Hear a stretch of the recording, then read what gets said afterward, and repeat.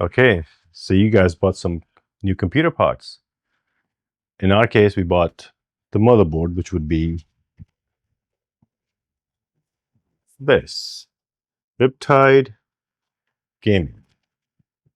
Of course, to match it up, we also bought this.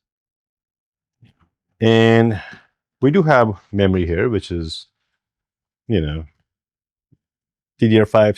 6400, nothing fancy. And we have this to install OS with. So the purpose of this video is to let you know we don't really install parts directly into the computer case. We always test them on the bench, hence the word bench test, before we put them on. So you got these new parts, so now we're going to test them. Of course, our memory is already tested, and so is our drive. So we're pretty much testing our main board and the CPU. So let's begin.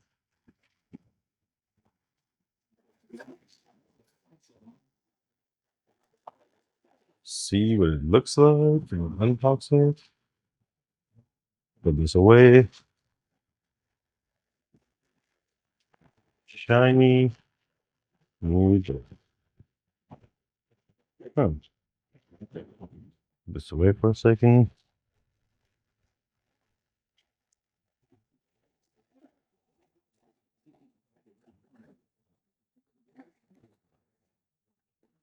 Okay.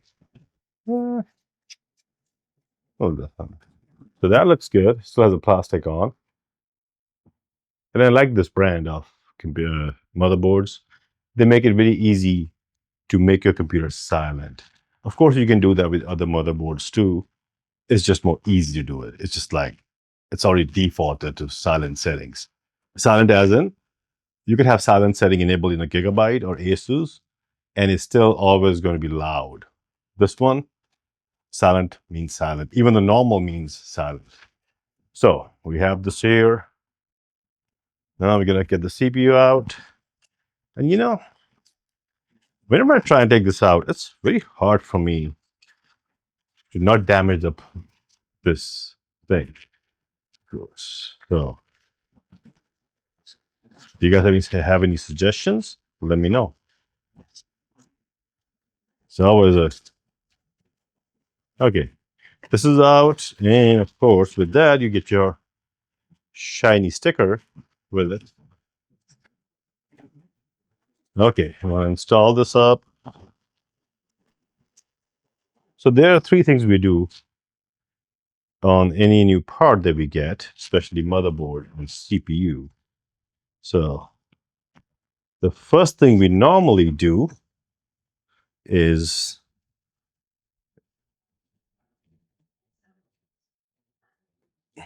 sorry, I was concentrating on putting the CPU in.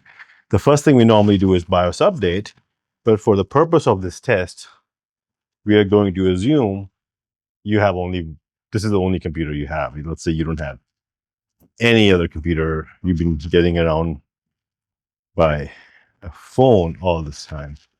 So we're going to skip the number 1 and go to step 2, which is installing Windows on it, as long as it boots up. Oh, and for now, we're going to use this tool. I like this spooler mostly for AMD stuff, and I'll tell you why. Once I find it. Okay. Hey, I like it because it comes ready to be installed on AMD. Nothing needs to be screwed on, nothing. So I'm going to put this on. Now, I'm not going to put any new thermal paste on it because it already has some. But when you're doing your install, of course, you should use a fresh one. This is going to, before that. So why I don't like this, why it's not so special for Intel, like this cooler, is because with Intel, it comes with the bracket that you have to install. And not just that, in the bracket, then it comes with this. So for 1700 and above, you need to put this on the outer side, and 1200 you'll put it on the inside notch. So And when you're putting it on the motherboard, these notches go up. Okay, so we just put them on. Okay, it's in, but not done yet. Then you have to put these pins in those white pins. This goes in that, in the white pins. So that's what actually makes it, gives the strength to stay there. So now this is being done. Gonna install the cooler now.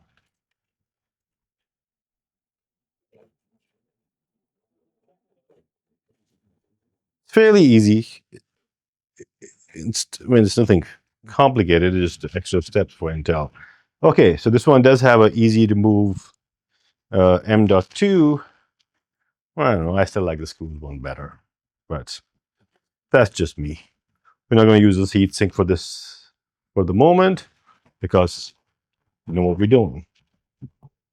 Okay, so now for the test, we're going to put this on.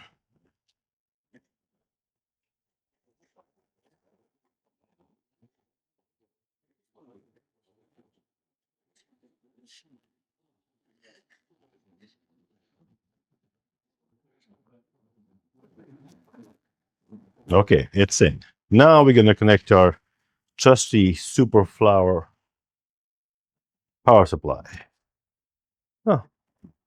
Also might as well add the stick of RAM.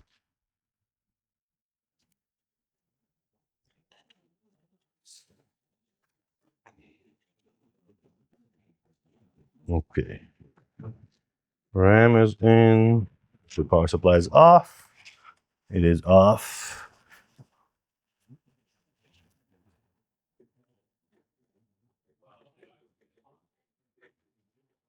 RAM is in. Now this motherboard does have two 8-pin for CPU power. For this test, we're just going to use one. And of course, we do have both of them in the power supply. I'm just going to use one. But when you build your computer, you should use both if you have them. It doesn't matter which one you connect to, as long as it's connected to one of those. Now, okay, not the best presentation. Let's, yeah, I'm gonna move this little towards closer. So now let's fire this up and install Windows 11.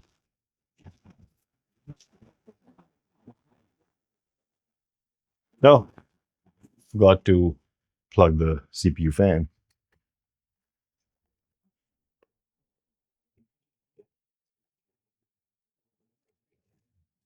Okay, CPU fan's in. We can use a trusty Windows 11 installer. It's connected. Keyboard connected. And now we're going to connect the HDMI. Cool. Let's turn it on. Is power supply on? Nope. Okay, now it's on. All colorful. This is an ASRock board, so we're gonna go straight to F11, boot to the USB stick. By the way, the fan in this power supply is not spinning because it's set to eco mode. It's an awesome power supply from Superflower, 850 watts. It takes a lot to move that fan. Well, see if there's a button here too somewhere. Yeah, see, if I turn this eco mode off, the fan comes to life. I like it quiet, so I'm gonna leave it like this. I do like the one thing about the power supply is how this all backlights up. It's amazing. Okay, so we're gonna install Windows 11 here. It doesn't matter which one.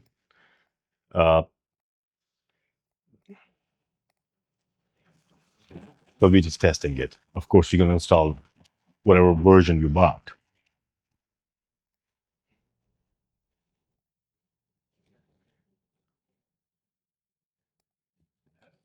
So this is the drive I'm using. I've already used for testing. That's why you see 4 partitions on it.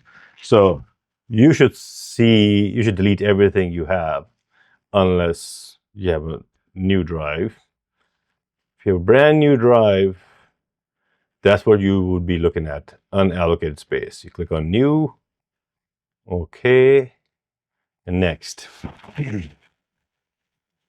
So this is just a quick rundown of what we do. If you want to see a detailed video of Windows install, starting from making a stick to installing it to drivers, you can watch my other video here.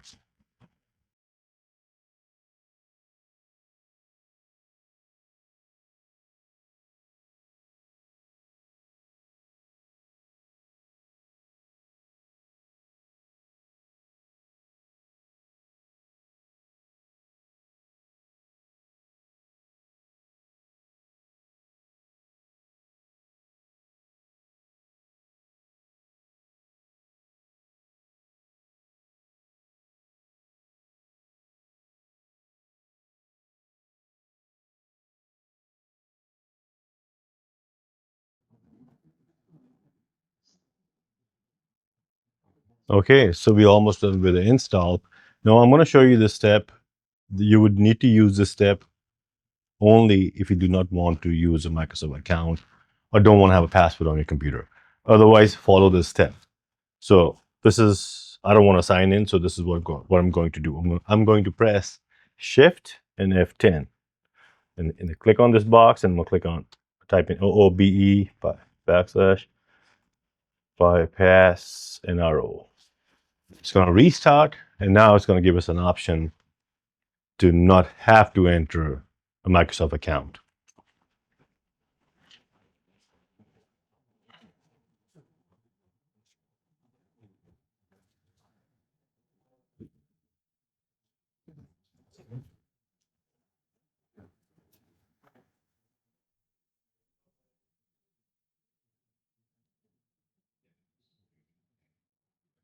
Oh, also, all this time, we never connect the Ethernet cable to the motherboard. It's just offline. And you will see it. Say yes, yes, skip. I don't have Ethernet internet. Enter the name. I'll type in admin, no password. So normally we would test it by installing all the drivers, but for the purpose of this video, we're trying to keep it short. So we're just doing a basic Windows install without the drivers. So once we have the Windows installed on this computer, we can actually go to the website to download the driver for this computer. Sorry, BIOS for this computer. And the reason why you should actually, this is the first thing you should do, is very, very rare things go wrong when you do a BIOS update. So when you get those 30 days to return things, that's the time you want to use it. Because once the 30 days are over with Amazon, or 15 with Best Buy, I guess, warranty is not fun. You would have to jump through the hoops to get the warranty, and then you have to wait 2-3 weeks. So might as well do it now.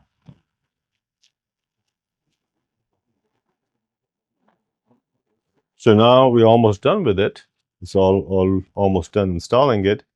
I'm going to connect the Ethernet to it.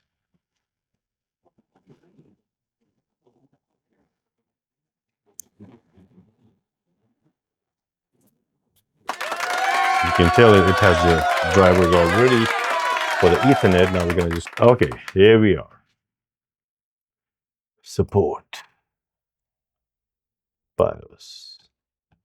You can download 3.08. I'm pretty sure the one that we have now is pretty outdated.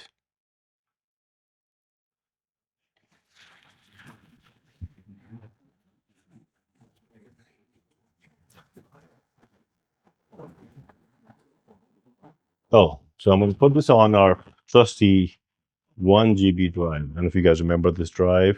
It used to come with Cisco routers. It's like a 1 GB 2.0, so it works great for what we use it for. There you go.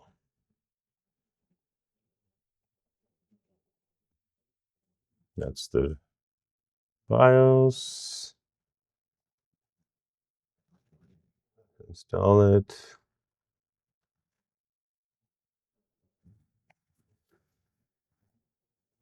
Shutting it down.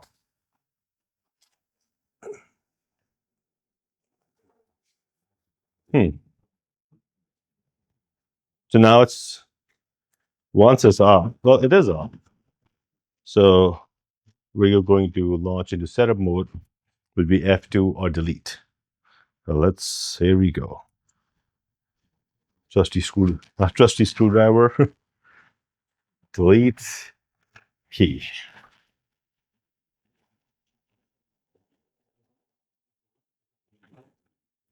Here we go.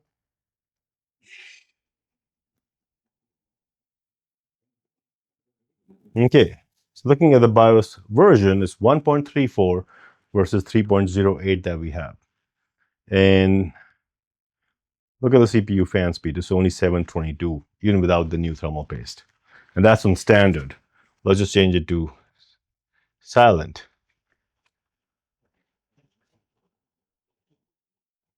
Still good. It can get better after. Anyways, we're not going to mess with XMP. We're just going to do the update. It already sees the BIOS in my flash drive. So update, yes. And it's going to ask us to restart or something. We'll see it. So we did the Windows install. See? There you go.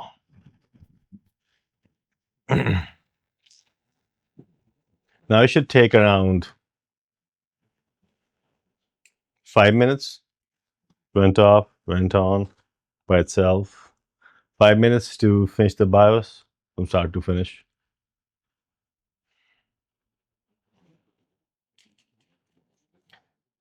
In the meantime, well, we'll talk about this after the BIOS update is finished. But I like how the colors look on the BIOS. Look at that. It actually matches the colors on the case. Blue and purple. Blue and purple. Yeah, no wonder they want like $270 for it or something.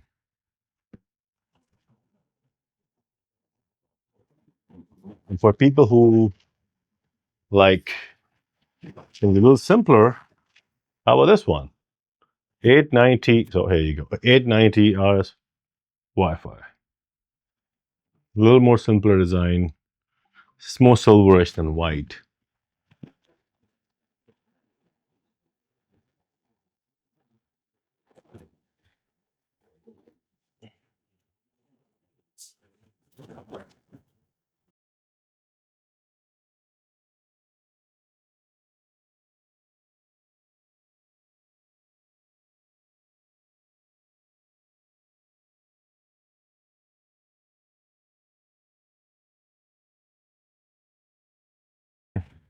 Looks like it's done. When it comes back up, I'm going to get into the setup mode again just to see, just to verify it's all done.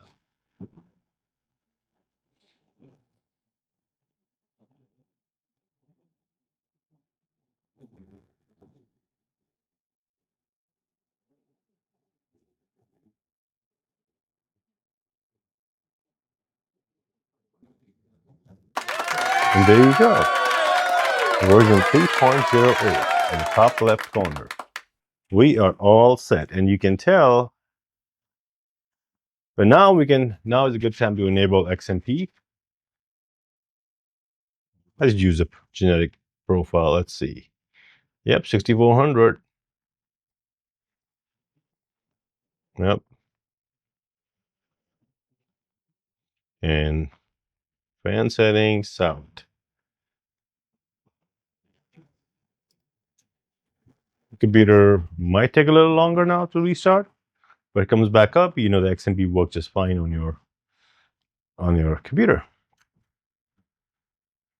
So we have done Windows install so far. We have updated the BIOS.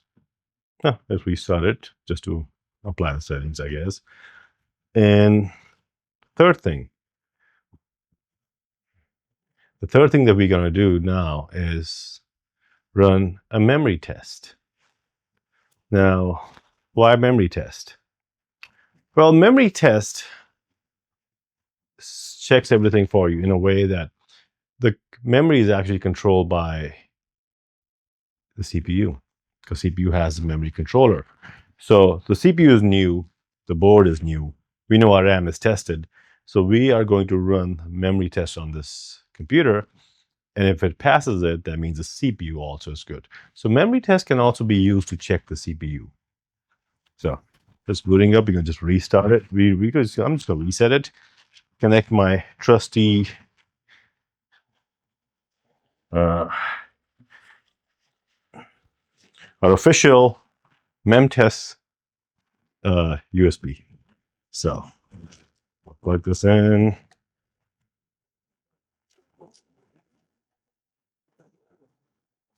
I'm going to reset it. And we're going to use F11 for the boot menu for this motherboard.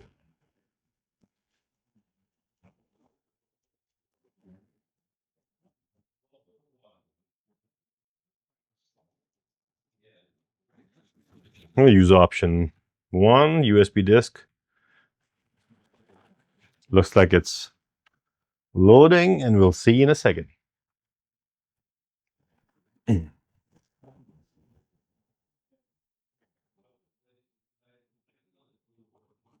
you can see, it takes about 10 to 20, 30 seconds, depending on what kind of stick you used on this. This is a USB 3.0 stick, so it's decently fast. But USB 2.0, they can take more than minutes sometimes.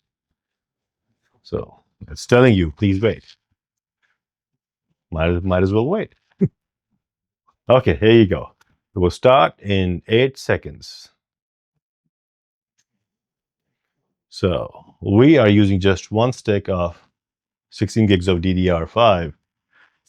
You can tell it's showing you it's DDR5, 6384MT, all those things, the Corsair, and it's 15.5 GB. So we're using 16 gig stick.